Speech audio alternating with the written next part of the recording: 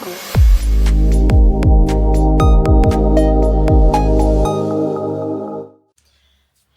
അപ്പോൾ എല്ലാവർക്കും ഞങ്ങളുടെ അടുത്ത വീഡിയോയിലേക്ക് വെൽക്കം. അപ്പോൾ ഇന്ന് ഞാൻ സംസാരിക്കാനായിട്ട് പോകുന്ന ഒരു കാര്യം എന്ന് പറഞ്ഞിട്ടുണ്ടെങ്കിൽ, എങ്ങനെയാണ് ഞാൻ അയർലൻഡിലെത്തിയത്, അതിൻ്റെ പ്രോസസ്സിങ് എങ്ങനെയായിരുന്നു എന്നൊക്കെ ഉള്ളതാണ് കേട്ടോ. കാരണം എൻ്റെ കുറേ ഫ്രണ്ട്സിനും അതുപോലെ തന്നെ എൻ്റെ കൂടെ ഞങ്ങളുടെ കോളേജിൽ പഠിച്ച കുറേ ജൂനിയേഴ്സും അങ്ങനെ കുറച്ച് പേര് എനിക്ക് മെസ്സേജ് അയച്ചിട്ടുണ്ടായിരുന്നു ഫേസ്ബുക്കിലൊക്കെ ആയിട്ട്. അപ്പം ഞാൻ ഓർത്ത് ഓക്കെ ഇതിങ്ങനെ പറയുവാണെങ്കിൽ എല്ലാവർക്കും അതൊരു യൂസ്ഫുൾ ആവുള്ളൂ എന്ന് വിചാരിച്ചിട്ടാണ് കേട്ടോ ഇങ്ങനെ ഒരു വീഡിയോ എടുക്കാമെന്ന് വിചാരിച്ചത്. അപ്പോൾ ഫസ്റ്റ് തന്നെ ഞാൻ OET പഠിച്ചത് മെഡിസിറ്റി കോട്ടയത്താണ് കേട്ടോ. ഞാൻ ഒരു 2021 ഞാനിങ്ങനെ ജോയിൻ ചെയ്തത് അവിടെ. അപ്പോൾ അവിടെ 3 monthsലെ കോഴ്സായിരുന്നു ഉണ്ടായിരുന്നത്. അപ്പോൾ ഫസ്റ്റ് നമ്മൾ 1 monthലെ ഫീസ് ഇത് അടച്ചു. അത് കഴിഞ്ഞിട്ട് ഓർത്ത് പിന്നെ നമുക്ക് വേണമെങ്കിൽ എക്സ്റ്റെൻഡ് ചെയ്ത് 2 months, അത് കഴിഞ്ഞ് അത് റെഡി ആയില്ലെങ്കിൽ 3 months വരെ നമുക്ക് എക്സ്റ്റെൻഡ് ചെയ്ത് കോഴ്സ് അവിടെ പഠിക്കാമായിരുന്നു. അപ്പം അങ്ങനെയായിരുന്നു തീരുമാനിച്ചിട്ടുണ്ടായിരുന്നത്. അപ്പം നമ്മളവിടെ ചെന്നു. ഫസ്റ്റ് ടൈമാണ് നമ്മളിങ്ങനെ ഒരു കോഴ്സ് അല്ലെ, ഞാൻ ഇങ്ങനെ എൻട്രൻസ് അങ്ങനത്തെ കാര്യങ്ങളൊന്നും ഞാൻ പഠിച്ചിട്ടില്ല. അപ്പോൾ ഫസ്റ്റ് ടൈമാണ് നമ്മൾ ഇങ്ങനത്തെ കാര്യങ്ങളൊക്കെ പഠിക്കാനായിട്ട് പോണത്.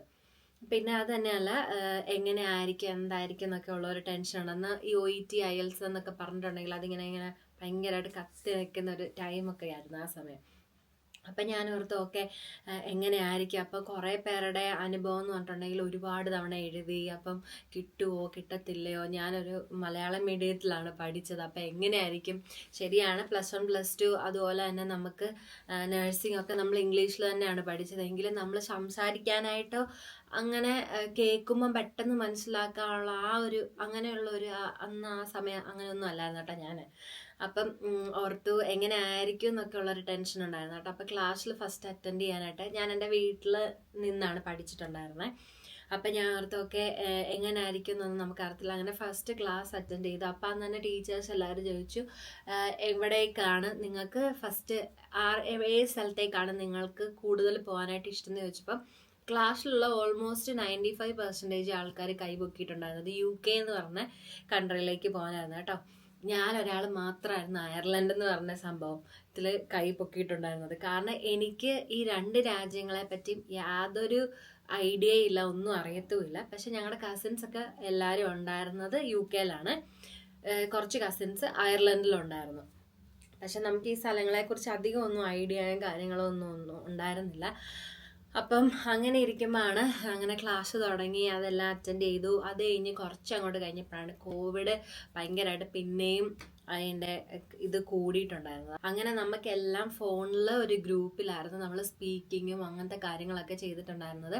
അടുത്ത മാഡംസ് നമ്മളെ ഫോൺ ചെയ്ത് നമ്മൾ അങ്ങനെയാണ് സ്പീക്കിംഗ് ഒക്കെ ചെയ്തിട്ടുണ്ടായിരുന്നത്. അപ്പോൾ അവർക്ക് നമുക്കൊരു നോട്ട് തരുമെങ്കിൽ നമ്മൾ എന്തൊക്കെയാണ് സ്പീക്കിങ്ങിൽ ചെയ്യാനുള്ളതെന്നൊക്കെ ഉള്ള എല്ലാ കാര്യങ്ങളും അവർ തരുന്നുണ്ടായിരുന്നു. അപ്പം അതൊക്കെ വെച്ചിട്ടാണ് നമ്മൾ തന്നെ പ്രാക്ടീസ് ചെയ്യുമായിരുന്നു കേട്ടോ. അതുപോലെ റീഡിങ് ലിസണിങ് ഒക്കെ ടിപ്സ് ചോദിക്കുന്ന ആളുകൾക്ക് ഞാൻ കൂടുതലും ചെയ്തിട്ടുണ്ടായിരുന്നത് ഞാൻ നന്നായിട്ട് പ്രാക്ടീസ് ചെയ്യുമായിരുന്നു. ഇപ്പോൾ ലേണിംഗ് ആണെങ്കിലും നമുക്ക് യൂട്യൂബിൽ സെർച്ച് ചെയ്താൽ നമുക്ക് അതിൻ്റെ ഓഡിയോസും കാര്യങ്ങളൊക്കെ കിട്ടും.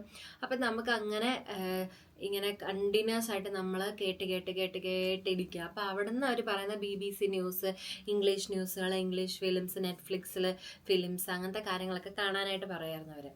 അപ്പം അങ്ങനെ നമ്മൾ പ്രാക്ടീസ് ചെയ്ത് എല്ലാം റെഡിയായി. അങ്ങനെ നമ്മളൊരു ഡേറ്റ് എടുത്തു. പക്ഷേ കോവിഡ് കാരണം അത് പോസ്റ്റ്പോൺ ചെയ്തിട്ടുണ്ടായിരുന്നു. അപ്പം ഞാൻ സെൻറ്റർ എടുത്തിട്ടുണ്ടായിരുന്നത് കൊല്ലത്താണ് കേട്ടോ.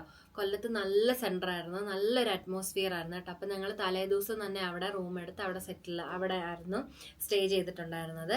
അങ്ങനെ അവിടുന്ന് പിന്നെ എൻ്റെ കൂടെ 2 ഫ്രണ്ട്സും കൂടെ ആ സെയിം ഡേറ്റിൽ തന്നെ എടുത്തിട്ടുണ്ടായിരുന്നു.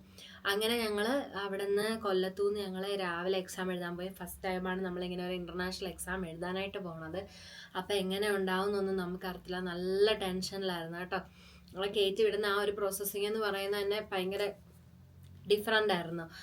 അത് കഴിഞ്ഞ് ഞങ്ങൾ പിന്നെ എക്സാം എഴുതാൻ പോയി. ദൈവഭാഗ്യത്തിന് നമുക്ക് ക്വസ്റ്റ്യൻസ് ഒക്കെ വന്നത് അവിടെ ഉണ്ടായിരുന്ന നേരത്തെ എഴുതിയ ചേച്ചിമാരുടെയൊക്കെ പറയുന്ന കേട്ടത് ഏറ്റവും, അതായത് OETയുടെ എക്സാം നടത്തിയതിൽ ഏറ്റവും നല്ല ക്വസ്റ്റ്യൻസ് ആയിരുന്നു എന്നായിരുന്നു അവിടെ ഉണ്ടായിരുന്നവർ പറഞ്ഞത്. അതുപോലെ സ്പീക്കിംഗ് ആണെങ്കിൽ തന്നെ പെട്ടെന്ന് തന്നെ കഴിഞ്ഞ് നല്ലൊരു എക്സാമിനർ ആയിരുന്നു കേട്ടോ. അതുകൊണ്ട് എല്ലാ കാര്യങ്ങളും നല്ല ഭംഗിയായിട്ട് നടന്നു. പിന്നെ റിസൾട്ടിന് വേണ്ടിയുള്ളൊരു 2 weeks വെയിറ്റിംഗ് ആയിരുന്നു. അത് ഭയങ്കര കഷ്ടമായിരുന്നു കേട്ടോ. അത് കഴിഞ്ഞ് ഞങ്ങളൊരു ഹോസ്പിറ്റലിൽ ഇങ്ങനെ ഇരിക്കുമ്പോഴാണ് നമുക്ക് റിസൾട്ട് ഔട്ടായി എന്നുള്ള ഒരു ഇത് കിട്ടുന്നത്. അങ്ങനെ 3 ബിയും 1 C+ ആയിട്ട് ഞാൻ അയർലൻഡ് സ്കോറോടുകൂടി തന്നെ OET പാസ്സായി. അതാണ് എൻ്റെ OET കഥ കേട്ടോ. അപ്പം എനിക്ക് ആകെപ്പാടെ ആ OET എഴുതുന്ന സമയത്ത് എനിക്ക് ആകെ 1.5 വർഷത്തെ എക്സ്പീരിയൻസേ ഉണ്ടായിരുന്നുള്ളൂ. അപ്പോൾ നമ്മളിങ്ങനെ കയറി വരണം. UK അന്ന് എനിക്ക് തോന്നുന്നു ഫ്രഷേഴ്സ് പിന്നെ 1 ഇയർ എക്സ്പീരിയൻസ് അത്രയ്ക്ക് ശ്രദ്ധിക്കുന്നുണ്ടായിരുന്നില്ല. പക്ഷെ അയർലൻഡിൽ വരണമെങ്കിൽ 2 ഇയേഴ്സ് എങ്കിലും എക്സ്പീരിയൻസോടുകൂടി തന്നെ വരണമായിരുന്നു ഗവൺമെൻറ്റിലൊക്കെ ഹോസ്പിറ്റലിൽ കിട്ടാനായിട്ട്. അപ്പോൾ എനിക്കന്ന് 1.5 വർഷത്തേ ഉള്ളൂ. അപ്പോൾ നമ്മൾ അടുത്ത് തന്നെ ഹോസ്പിറ്റലിൽ ജോയിൻ ചെയ്തു. അങ്ങനെ ആ സമയത്ത് പ്രോസസ്സിങ്ങും കാര്യങ്ങളൊക്കെ ആയിട്ട് ഞാനവിടെ ജോയിൻ ചെയ്ത ടൈമിൽ പ്രോസസ്സിങ്ങും കാര്യങ്ങളും ഞാൻ നടത്തിയിട്ടുണ്ടായിരുന്നു. അപ്പോൾ പ്രോസസ്സിംഗ് എന്ന് പറഞ്ഞിട്ടുണ്ടെങ്കിൽ ഭയങ്കര ലേറ്റ് ആയിരുന്നു കേട്ടോ. ഞാൻ 1 വർഷത്തിന് മേലെ ഞാൻ അയർലൻഡ് പ്രോസസ്സിങ്ങിന് വെയിറ്റ് ചെയ്തു എന്നുള്ളത് സത്യമാണ്. അത് കഴിഞ്ഞിട്ട് ഞാൻ അവിടെ കയറി. അത് കഴിഞ്ഞപ്പോൾ കസിൻസിനെ വിളിച്ച് ചോദിച്ചപ്പോൾ അവർ പ്രോസസ്സിങ് ചെയ്തത് അങ്കമാലി ഗ്ലോബൽ എന്ന് പറഞ്ഞൊരു ഏജൻസിയാണ് കേട്ടോ. അപ്പോൾ ആ ഏജൻസി ത്രൂ ആണ് ഞാനും DL വരെയുള്ള പ്രോസസ്സിങ് ചെയ്തിട്ടുണ്ടായിരുന്നത്. കോളേജിൽ നിന്നും എല്ലായിടത്തു നിന്നും നമ്മൾ പേപ്പേഴ്സ് സബ്മിറ്റ് ചെയ്യുന്നതും നമ്മൾ NMBAയിൽ ഒരു അക്കൗണ്ട് ക്രിയേറ്റ് ചെയ്തതും അങ്ങനെയുള്ള എല്ലാ പ്രോസസ്സിങ്ങും ഞാൻ ചെയ്തിട്ടുണ്ടായിരുന്നത് ഗ്ലോബൽ വഴിയായിരുന്നു. അങ്ങനെ ഇടയ്ക്ക് ക്വയറീസ് ഒക്കെ വന്നതുകൊണ്ടാണ് എൻ്റെ പ്രോസസ്സിങ് ഇത്ര ലേറ്റ് ആയിട്ടുണ്ടായിരുന്നത്. പക്ഷെ എൻ്റെ കൂടെ ചെയ്തവർക്കൊക്കെ പെട്ടെന്ന് കിട്ടിയിട്ടുണ്ടായിരുന്നു കേട്ടോ. അപ്പം അങ്ങനെ ഞാൻ DL വരെയുള്ള പ്രോസസ്സിങ് ചെയ്തു. പക്ഷേ ഗ്ലോബൽ എന്ന് പറയുമ്പോഴത്തേക്ക് ഞാൻ അവരെ കോണ്ടാക്ട് ചെയ്തത് വെച്ച് നോക്കുമ്പോഴത്തേക്ക് അവരെന്നോട് പറഞ്ഞിട്ടുണ്ടായിരുന്നത് അവർ കൂടുതലും പ്രൈവറ്റ് നഴ്സിംഗ് ഹോംസ് അങ്ങനെയുള്ള സ്ഥലങ്ങളിലേക്കാണ് റിക്രൂട്ട് ചെയ്തിട്ടുണ്ടായിരുന്നത്. അപ്പം ഞാനിവിടെ കസിൻ ചേച്ചിയെ വിളിച്ച് വെച്ചപ്പോൾ എന്നോട് പറഞ്ഞു നമ്മൾ എത്ര ലേറ്റ് ആയാലും ഗവൺമെൻറ്റിലേക്ക് വരണമായിരിക്കും നല്ലതായിട്ടുണ്ടാവുക, അതുകൊണ്ട് വെയിറ്റ് ചെയ്യുക, ഇൻ്റർവ്യൂസ് വരുമ്പോൾ നമുക്ക് നോക്കാമെന്ന് പറഞ്ഞു. അങ്ങനെ ഫേസ്ബുക്ക്, ഇൻസ്റ്റഗ്രാം അങ്ങനെ എല്ലായിടത്തും നമ്മൾ സെർച്ച് ചെയ്ത് വന്നപ്പോഴാണ് എനിക്ക് IITR കുറിച്ച് ഡൽഹിയിലുള്ള ഒരു ഏജൻസിയാണ് IITR. അപ്പോൾ അതിനെക്കുറിച്ച് എനിക്ക് ഒരു ഇൻഫർമേഷൻ കിട്ടിയത് കേട്ടോ. അങ്ങനെ ഞാൻ അവർക്ക് മെയിൽ അയച്ച് ചോദിച്ചപ്പോൾ അവർ DL ഉണ്ടെങ്കിൽ നമുക്ക് ഇൻ്റർവ്യൂ അറ്റൻഡ് ചെയ്യാമെന്നായിരുന്നു പറഞ്ഞിട്ടുണ്ടായിരുന്നത്. അങ്ങനെ DL എനിക്ക് വന്നിട്ടുണ്ടായിരുന്നില്ല. അപ്പോൾ ആ സമയത്ത് ടിപ്പരേരി എന്ന് പറഞ്ഞ കൗണ്ടി ടിപ്പരേരി ഉണ്ട് ഇവിടെ. അപ്പം അയർലൻഡിൽ തന്നെ ഉള്ളൊരു സ്ഥലം. അപ്പോൾ അവിടുത്തെ ഗവൺമെൻറ് ഹോസ്പിറ്റലിലേക്ക് ഒരു ഇൻ്റർവ്യൂ വരുന്നുണ്ടായിരുന്നു. അത് ഓൺലൈൻ സൂം ഇൻ്റർവ്യൂ ആയിരുന്നു. അപ്പോൾ അത് അറ്റൻഡ് ചെയ്യാമെന്നുള്ള രീതിയിലിരുന്നു. അന്ന് എനിക്ക് DL വന്നിട്ടില്ല കേട്ടോ. അങ്ങനെ നമ്മൾ ഇൻ്റർവ്യൂ അറ്റൻഡ് ചെയ്ത് കഴിഞ്ഞാൽ അവർ ക്വസ്റ്റ്യൻസ് ഒക്കെ ഒരുപാട് ക്വസ്റ്റ്യൻസ് ചോദിച്ചു കേട്ടോ. ക്വസ്റ്റ്യൻസ് എല്ലാം ചോദിച്ചു കഴിഞ്ഞിട്ട് നമ്മളതിന് എനിക്ക് അറിയാവുന്ന രീതിയിലൊക്കെ ഞാൻ ആൻസേഴ്സ് ചെയ്തു. പിന്നെ ഒരു കാര്യമുണ്ട്, ലാംഗ്വേജ് ഭയങ്കര പ്രശ്നമായിട്ട് തോന്നി. അവരുടെ ആ ഒരു വേ ഓഫ് ടോക്കൊക്കെ ഭയങ്കര ഡിഫറെൻ്റ് ആയിരുന്നു. അപ്പോൾ എനിക്ക് പെട്ടെന്ന് ക്യാച്ച് ചെയ്യാൻ പറ്റിയില്ലെങ്കിലും എനിക്ക് അറിയാവുന്ന രീതിയിലൊക്കെ ഞാൻ ആൻസർ ചെയ്തു. അത് കഴിഞ്ഞ് അവർ ഓക്കെ എന്നൊക്കെ പറഞ്ഞ് വെച്ച് കഴിഞ്ഞിട്ട് അവർ പിന്നെ എനിക്ക് മെസ്സേജ് അയച്ചു ഇൻ്റർവ്യൂവിന് പാസ്സായില്ല. കാരണം DL ഇല്ലാത്തത് അവർക്കൊരു വലിയൊരു പ്രശ്നമായിരുന്നു. അപ്പോൾ DL വന്നു കഴിയുമ്പോഴത്തേക്ക് ഒന്നും കൂടെ ട്രൈ ചെയ്യാമെന്നും പറഞ്ഞുകൊണ്ട് അവർ ഫോൺ കട്ട് ചെയ്ത് കേട്ടോ. പക്ഷെ അവർ പേടിപ്പിക്കുന്ന രീതിയിലൊന്നും ആയിരുന്നില്ല. യൂണിഫോമിൽ തന്നെ എനിക്ക് തോന്നുന്നു ഇവിടുത്തെ മാനേജേഴ്സ് ആയിരുന്നെന്ന് തോന്നുന്നു ഇൻ്റർവ്യൂ എടുത്തതെന്ന് തോന്നുന്നു. അത് കഴിഞ്ഞിട്ട് പിന്നെ അവിടെ കിട്ടിയില്ല. അത് കഴിഞ്ഞപ്പോഴാണ് IITR തന്നെ എനിക്ക് ഇൻ്റർവ്യൂ കൊച്ചി വെച്ച് നടക്കുന്നുണ്ടെന്ന് പറഞ്ഞു കേട്ടോ. അപ്പോൾ ഓർത്ത് അത് ഡയറക്റ്റ് ഇൻ്റർവ്യൂ. അപ്പം ഞാൻ ഓർത്ത് ദൈവമേ സൂം ഇൻ്റർവ്യൂവിലൊന്നും മനസ്സിലായില്ല. അപ്പം നേരിട്ട് കാണുമ്പോൾ ഇവർ പറയുന്നത് എങ്ങനെയായിരിക്കും ഇവർ സംസാരിക്കുക എന്നൊക്കെ ഉള്ളൊരു പേടി എനിക്കുണ്ടായിരുന്നു കേട്ടോ.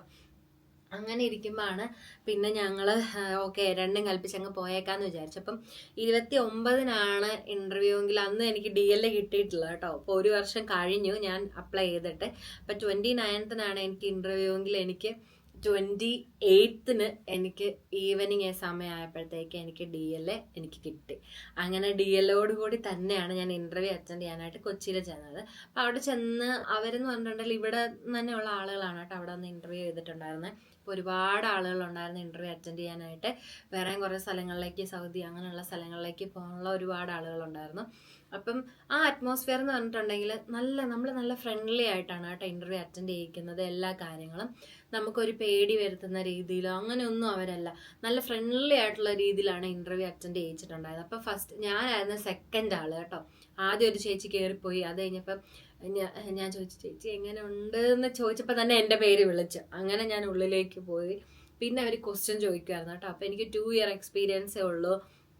അപ്പം എങ്ങനെയാണ്, ഫ്രഷറിനെ പോലെ തന്നെയാണ് ഞാൻ അന്നേരം.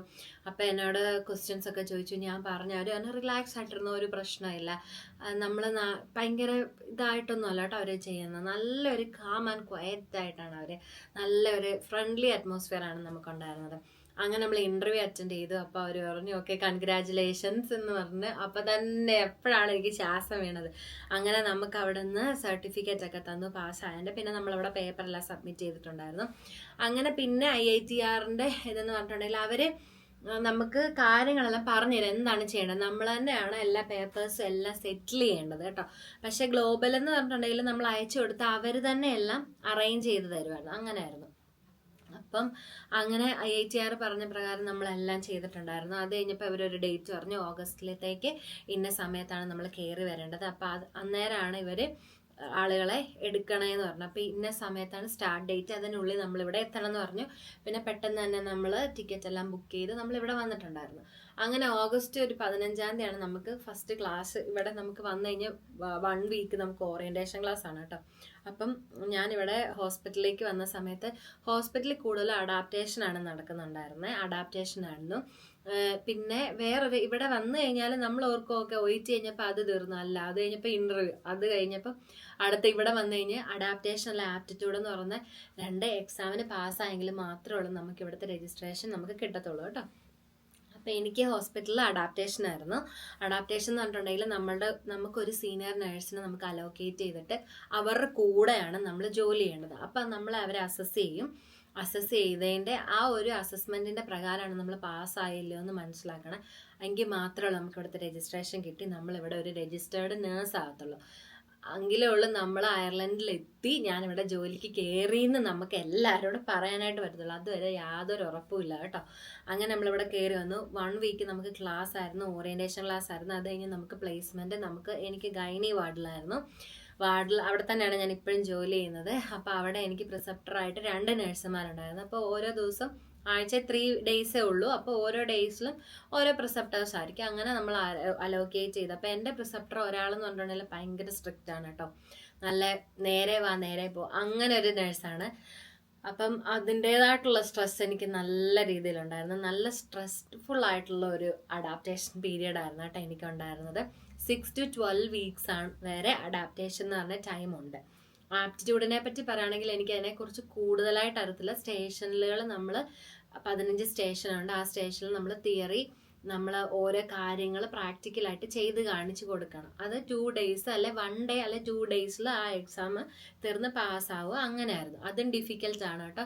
അത് എളുപ്പമാണെന്ന് ഞാൻ ഒരിക്കലും പറയത്തില്ല. പക്ഷെ അഡാപ്റ്റേഷൻ എന്ന് പറഞ്ഞാൽ മെൻ്റലി ഫിസിക്കലി എല്ലാ തരത്തിലും നമ്മൾ 6 ആഴ്ച അല്ലെ 12 ആഴ്ച ഫുൾ സ്ട്രെസ്സിലായിരിക്കും നമ്മൾ. എനിക്കൊക്കെ ഓരോ ദിവസം പോകാൻ പേടിയായിരുന്നു കേട്ടോ.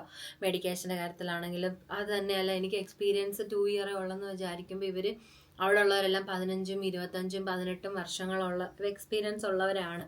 പക്ഷെ അവരും സ്റ്റാർട്ട് ചെയ്തപ്പോൾ എന്നെപ്പോലെ തന്നെയായിരുന്നു അന്ന്. പക്ഷേ അവർക്ക് ഞാൻ അവരെ പോലെ തന്നെ വേണം എന്നുള്ള ഒരു ഇതായിരുന്നു എൻ്റെ ആ ഒരു പ്രിസെപ്റ്ററിനുണ്ടായിരുന്നു കേട്ടോ. അങ്ങനെ ഭയങ്കര സ്ട്രെസ്ഫുൾ ആയിരുന്നു. എനിക്ക് 6 വീക്സ് കഴിഞ്ഞു. എൻ്റെ കൂടെ ഉണ്ടായിരുന്ന ഞങ്ങളുടെ ബാച്ചിൽ 20 ആളുകളുണ്ടായിരുന്നു കേട്ടോ. പലരും പല വാർഡിലേക്ക് അലോക്കേറ്റ് ചെയ്ത് കിട്ടി. അപ്പം ഞാൻ വേറൊരു കുട്ടിയായിരുന്നു എൻ്റെ വാർഡിലുണ്ടായിരുന്നത്. അപ്പോൾ അവൾ 6 വീക്സ് ആയപ്പോഴേ അവൾക്ക് സൈൻ ഓഫ് ചെയ്ത് കിട്ടി, രജിസ്ട്രേഷൻ അപ്ലൈ ചെയ്ത്. എന്നിട്ട് ഞാനിവിടെ അഡാപ്റ്റേഷൻ ചെയ്തുകൊണ്ടിരിക്കുകയാണ് കേട്ടോ. അങ്ങനെ 6 ആയി, 8 ആയി, 10 ആയി, 12 വീക്സ് ആയിട്ട് എനിക്ക് ഇവർ സൈൻ ഓഫ് ചെയ്ത് തരുന്നില്ല. 12 വീക്സ് ആയപ്പോൾ എൻ്റെ ബുക്ക്ലെറ്റിൽ നമുക്കൊരു ബുക്ക്ലെറ്റ് ഉണ്ട്. അതിൽ നമ്മൾ എല്ലാ ദിവസവും ഇവരുടെ അസസ്മെൻറ്റും കാര്യങ്ങളും നമ്മൾ എഴുതി അവർ തന്നെ നമുക്ക് എഴുതി തരും ഇമ്പ്രൂവ് ചെയ്യാനുള്ള കാര്യങ്ങളെല്ലാം. പക്ഷെ എനിക്ക് കിട്ടുന്ന ഫീഡ്ബാക്ക് എല്ലാം ഭയങ്കര നല്ലതായിരുന്നു കേട്ടോ. പക്ഷെ എന്ത് ചെയ്തു, എൻ്റെ പ്രിസെപ്റ്റർ സൈൻ ചെയ്ത് തരുന്നില്ലായിരുന്നു. അങ്ങനെ ഭയങ്കര സ്ട്രെസ്സായി.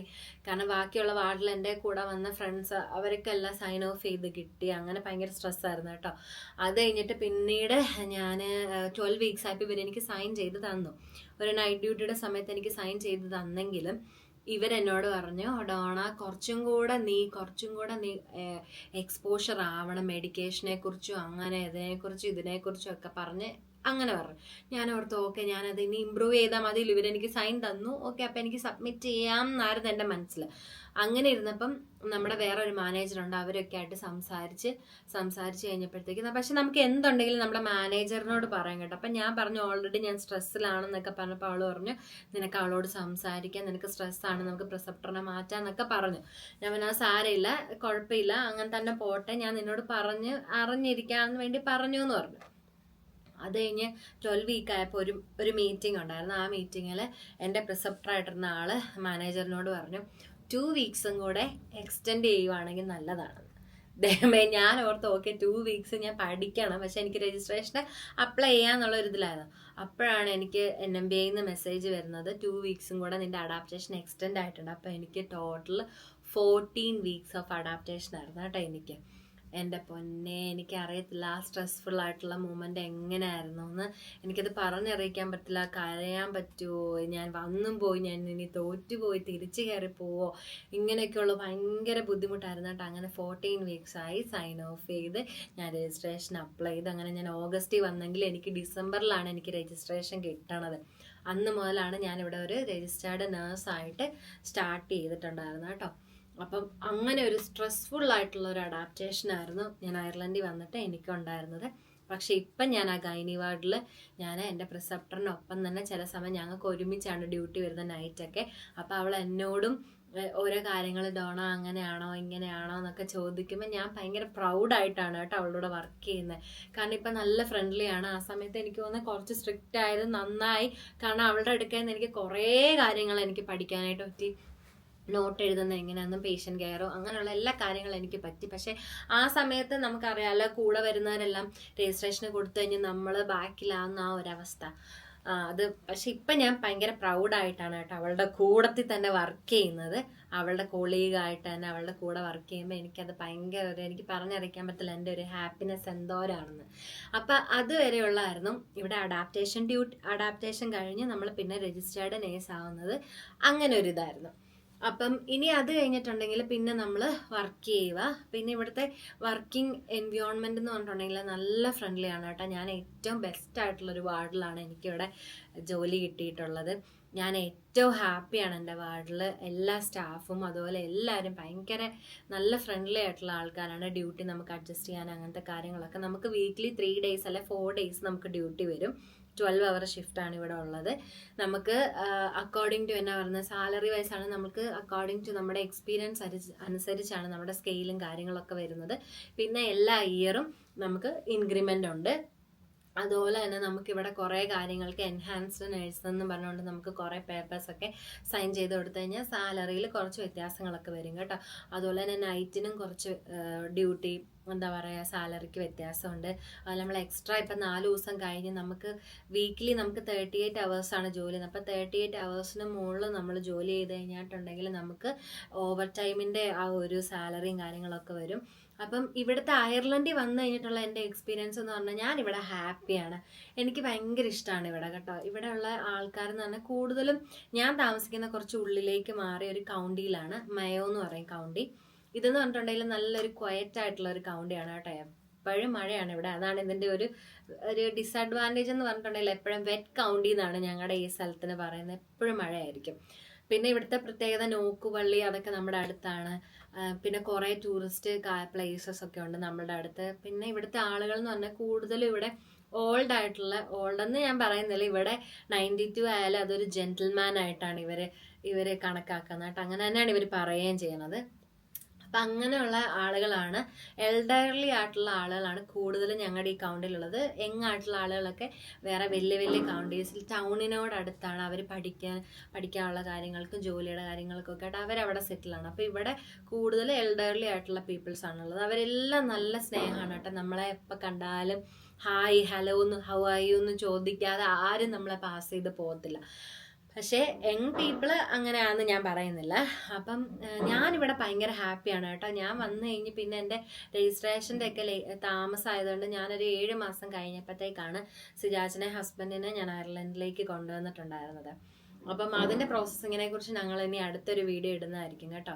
അപ്പം എനിക്ക് തോന്നുന്നു ഇത് എല്ലാവർക്കും ഹെൽപ്ഫുൾ ആയെന്ന് വിചാരിക്കുന്നു. അപ്പം ഞാൻ ചെയ്ത ഏജൻസിനെ കുറിച്ച് ഞാൻ ഒന്നും കൂടെ പറയാം. ഫസ്റ്റ് DL വരെ ഞാൻ ചെയ്തിട്ടുണ്ടായിരുന്നത് ഗ്ലോബൽ എന്ന് പറഞ്ഞ ഒരു ഏജൻസിയാണ് അങ്കമാലിയിലുള്ളത്. അതുപോലെ തന്നെ ബാക്കി എൻ്റെ ഇൻ്റർവ്യൂ കാര്യങ്ങളെല്ലാം DL വന്നതിന് ശേഷമുള്ള ഫുൾ ബാക്കി ഞാനിവിടെ കയറി വരുന്നത് വരെയുള്ള എൻ്റെ പ്രോസസ്സിങ് ചെയ്തത് IITR വഴിയായിരുന്നു കേട്ടോ. അപ്പം IITRൽ ഞാൻ അധികം പൈസ എനിക്ക് തോന്നുന്നില്ല, ഞാൻ ഒന്നും കൊടുത്തിട്ടില്ല. IITRൽ ഗ്ലോബൽ എനിക്ക് ഏകദേശം ഒരു $35,000 എനിക്ക് ഗ്ലോബൽ എൻ്റെ പേപ്പർ പ്രോസസ്സിങ്ങിനായിട്ട് വന്നായിരുന്നു. പക്ഷെ IITRൽ ഞാൻ ഒന്നും കൊടുത്തിട്ടില്ല. ഞാൻ തന്നെ എൻ്റെ പേപ്പേഴ്സിനും കാര്യങ്ങൾക്കും പ്രിൻ്റ് എടുക്കുന്നതിനും ഒക്കെ ഉള്ള ചിലവേ ഉണ്ടായിരുന്നുള്ളൂ. പിന്നെ ടിക്കറ്റും കാര്യങ്ങളും എല്ലാം നമ്മൾ തന്നെ വിസ പ്രോസസ്സിങ്ങിനുള്ളതെല്ലാം നമ്മൾ തന്നെ എടുത്തു. അങ്ങനെ എടുത്തെന്ന് പറഞ്ഞാലും ഇവിടെ വന്നു കഴിഞ്ഞപ്പോഴത്തേക്ക് നമുക്ക് ആ പൈസ എല്ലാം നമുക്ക് റീഇംബേഴ്സ്മെൻറ്റ് നമുക്ക് തിരിച്ച് കയറിയിട്ടുണ്ടായിരുന്നു കേട്ടോ. ടിക്കറ്റിൻ്റെ നമുക്ക് ഇവിടെ വരുന്നുള്ള അക്കോമഡേഷനും കാര്യങ്ങളും ഒക്കെ നമുക്ക് കിട്ടി. പിന്നെ അക്കോമഡേഷൻ്റെ കാര്യം പറയുകയാണെങ്കിൽ നാട്ടിൽ നിന്ന് ഇവിടെ കയറി വന്ന സമയത്ത് നമ്മൾ തന്നെ അക്കോമഡേഷൻ കണ്ടുപിടിക്കണമായിരുന്നു കേട്ടോ. ഒരു വല്ലാത്തൊരു എക്സ്പീരിയൻസ് ആയിട്ട് എനിക്ക് തോന്നി. കാരണം നമുക്ക് ഇതിനെക്കുറിച്ച് ഈ സ്ഥലത്തെക്കുറിച്ച് യാതൊരു അറിവുമില്ല. പിന്നെ എൻ്റെ കസിൻസിനെ വിളിച്ചു വെച്ചപ്പോൾ എനിക്ക് ഫസ്റ്റ് ഗോൾവേ എന്ന് പറഞ്ഞ സ്ഥലത്തായിരുന്നു കേട്ടോ പ്ലേസ്മെൻറ്റ് കിട്ടിയിട്ടുണ്ടായിരുന്നത്. പിന്നീട് എന്തോ കാരണത്താൽ മയോയിലേക്ക് മാറുമായിരുന്നുണ്ടായിരുന്നത്. പക്ഷെ ഞാനിവിടെ ഹാപ്പിയാണ്. ഗോൾവേ കുറച്ചും കൂടെ തിരക്കുള്ള സിറ്റിയാണ് കേട്ടോ, ഒരു കൗണ്ടിയാണത്. അപ്പം അങ്ങനെ വേറൊരു ആൾ വഴിയാണ് എനിക്കിവിടെ അക്കോമഡേഷൻ റെഡി ആയിട്ടുണ്ടായിരുന്നത്. അപ്പം അക്കോമഡേഷൻ്റെ കാര്യത്തിൽ കുറച്ചൊന്ന് ബുദ്ധിമുട്ടിയെങ്കിലും നല്ലൊരിടത്ത് തന്നെ അക്കോമഡേഷൻ കിട്ടി. ഇപ്പം ഞങ്ങൾ വേറൊരു അപ്പാർട്ട്മെൻറ്റിലേക്ക് ഞങ്ങൾ ഹസ്ബൻഡ് വന്നതിന് ശേഷം നമ്മൾ വേറെ മൂവ് ആയിട്ടുണ്ട്. ഇവിടെ ഹോസ്പിറ്റലിന് ഏകദേശം ഒരു 10 മിനിറ്റ്സ് എനിക്ക് വോക്കേ ഉള്ളൂ നമ്മുടെ അപ്പാർട്ട്മെൻറ്റിൽ നിന്ന് ഹോസ്പിറ്റലിലേക്ക്. അപ്പം ഞാൻ ഏറ്റവും അടുത്ത് തന്നെയാണ് താമസിക്കുകയും ചെയ്യുന്നത്. അപ്പം അത്രേ ഉള്ളൂ അയർലൻഡിനെ കുറിച്ച് എനിക്ക് പറയാനായിട്ട്. പിന്നെ നല്ലൊരു കൺട്രിയാണ് കേട്ടോ അയർലൻഡ്, എല്ലാം കൊണ്ടും നല്ലതാണ്. നമുക്ക് അത്യാവശ്യം സാലറിയും കാര്യങ്ങളും ഒക്കെ ഉണ്ട്. പിന്നെ ചിലവ് അതുപോലെ തന്നെ ഉണ്ട്. അതിനെക്കുറിച്ചൊക്കെ നമ്മൾ ഡീറ്റെയിൽഡ് ആയിട്ടൊരു വീഡിയോ ഇടുന്നതായിരിക്കും. അപ്പം ഞാൻ ഈ പറഞ്ഞത് എല്ലാവർക്കും ഒരു ഇൻഫർമേഷൻ ആയെന്ന് ഞാൻ വിചാരിക്കുന്നു. അപ്പം അടുത്ത വീഡിയോയിൽ കാണുന്നത് വരെ എല്ലാവർക്കും ബൈ.